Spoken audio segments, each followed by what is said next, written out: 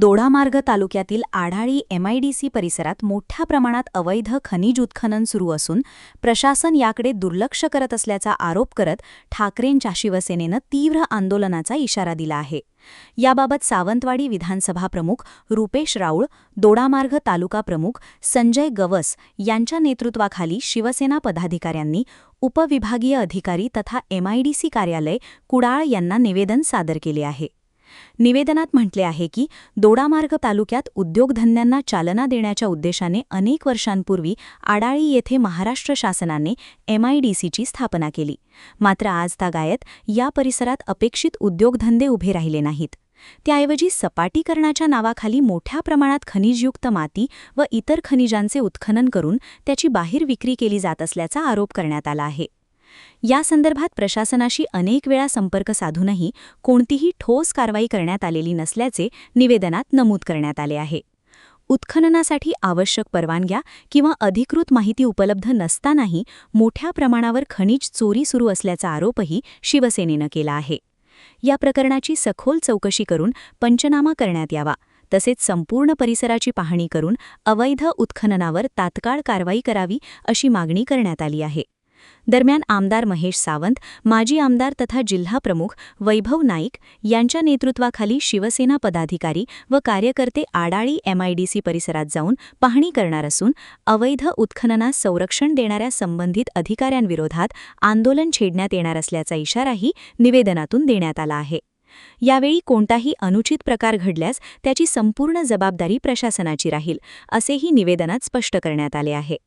यावेळी सावंतवाडी विधानसभा प्रमुख रुपेश राऊळ, दोडामार्ग तालुकाध्यक्ष संजय गवस, सावंतवाडी तालुकाध्यक्ष राजेश शेटकर, उपजिल्हा प्रमुख चंद्रकांत कासार, लक्ष्मण आईनोडकर, उपतालुकाध्यक्ष संदेश सावंत, विजय जाधव, प्रेमानंद नाईक, विनोद काजरेकर, प्रमोद सावंत, गोविंद केरकर, सुनील गावडे, गुरुनाथ नाईक, प्रशांत बुगडे, मंदार नाईक, विनोद ठाकूर, सोमनाथ गवस, भिवा गवस, संजीव पेडणेकर, गोकुळदास मोठे, विष्णू नाईक यांसह उबाठा सेनेचे पदाधिकारी उपस्थित होते.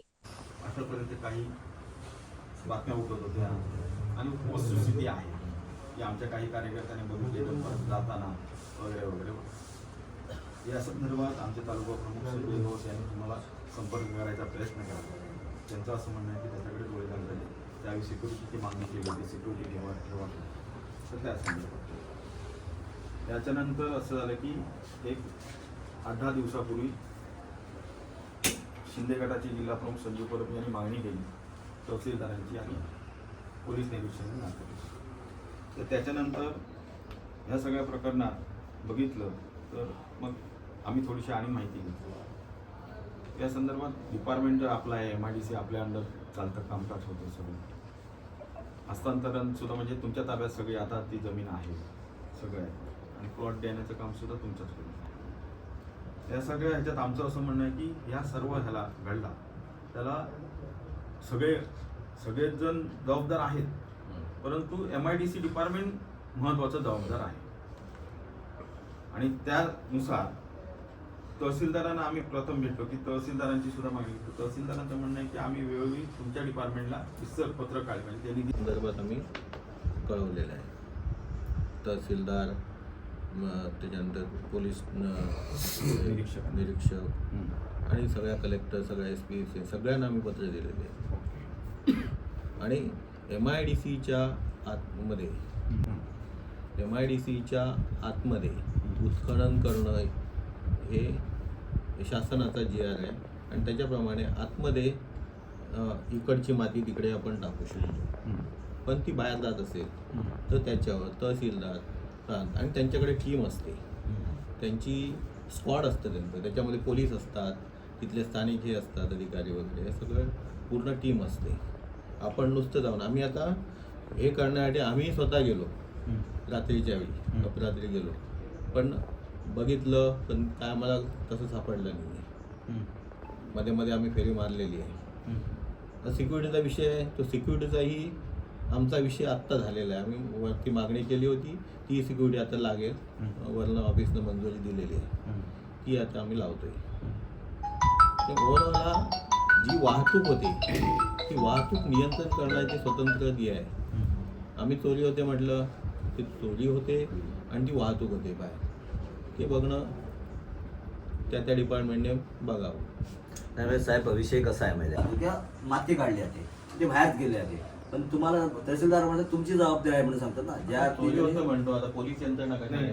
माझ्या याच्यावर घरात येतो चोरी साहेब. होते. एकच बरोबर आहे. तुमचं म्हणणं आहे ना ते उद्भव तुम्ही आता संबंधित डिपार्टमेंटला कळवलं, तहसीलदारला वगैरे त्याची पत्र तर आम्हाला मिळते ना, कारण शेवटी तोंडी सांगणार नाही तुमचं डिपार्टमेंट, लेखी सांगितलं असेल त्याचे फक्त पुरावे द्या. जसं तहसीलदारने आम्हाला कळवलं काय झालं, आता आमच्या तालुका प्रमुख काय म्हणतो नाही आता समजा एक दाखवा. मिनिट नाही, सांगतो. दाखवा. हे आता साहेब कसं आहे, लाईट कशाला आता बंद दोन आहे? मिनिटं, दोन तिकडे जे मिनिटं. भरतात, तिकडचे त्या स्पॉटवरच्या लाईटी बंद विषय होतात. कसा आहे, तुमची प्रॉपर्टी आहे MIDC हां. बरोबर ना.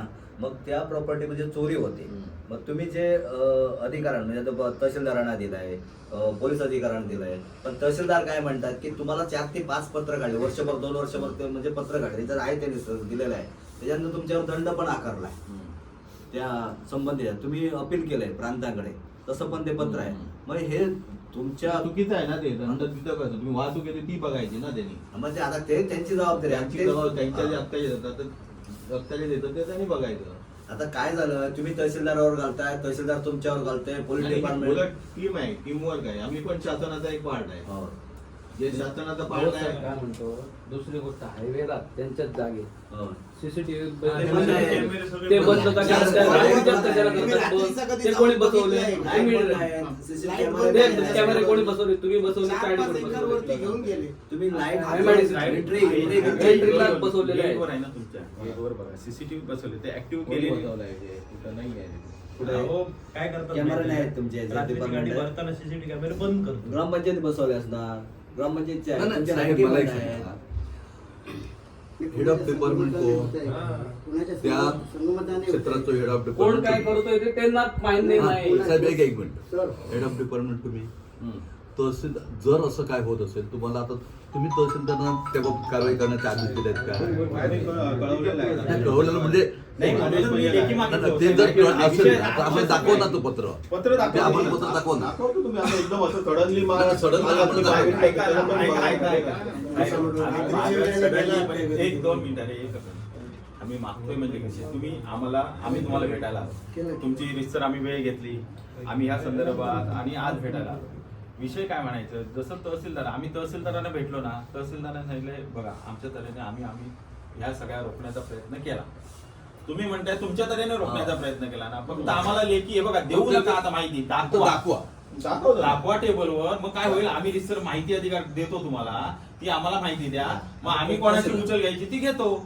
या संदर्भात विषय इथे संपेल ना, म्हणजे तुमच्या डिपार्टमेंटने काय केलं ते आम्हाला कळेल. कसं एकमेकावर ढकलून हाच विषय आहे. आता त्याच्यात कोण कोण आहे ते तुम्हाला माझ्यापैकी चांगलं माहिती आहे. आम्हाला कोणाच्या संगमताने होत नाही, कोण कोण आहेत ते आम्हाला कळायला पाहिजे ना. साहेब, तुम्ही काय हे पण सांगतात ना, नाही, नाही. वाहतुकीचं वगैरे साहेब ऐका ना. आता साहेब बोलू शकणार नाही, शेवटी ते अधिकारी आहेत. लक्षात नाव घेणं त्यांच्या त्यांच्या ह्याच्यात नाही. ह्याच्यात आपलं हे चालू आहे शूटिंग त्यामध्ये बोलणार. पण एक गोष्ट साहेब तुमची आम्ही समजून घेतो बाजू, तुम्ही अधिकारी आहेत, तुमच्या लिमिट्स मध्ये तुम्हाला राहायला पाहिजे. फक्त आम्हाला एक काम करा, आम्हाला जसं तहसीलदार साहेबांनी लेखी दिलं ना, हे आम्ही ऍक्शन घेतलंय तेवढ्या द्या.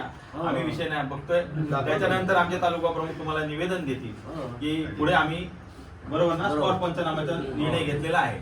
आम्ही आमचे आमदार आहेत, आमचे जिल्हा प्रमुख आहेत, त्याला घेऊन स्पॉट पंचनामा करणार. तेवढं तुम्हाला निवेदन देऊन तो विषय संपवूया.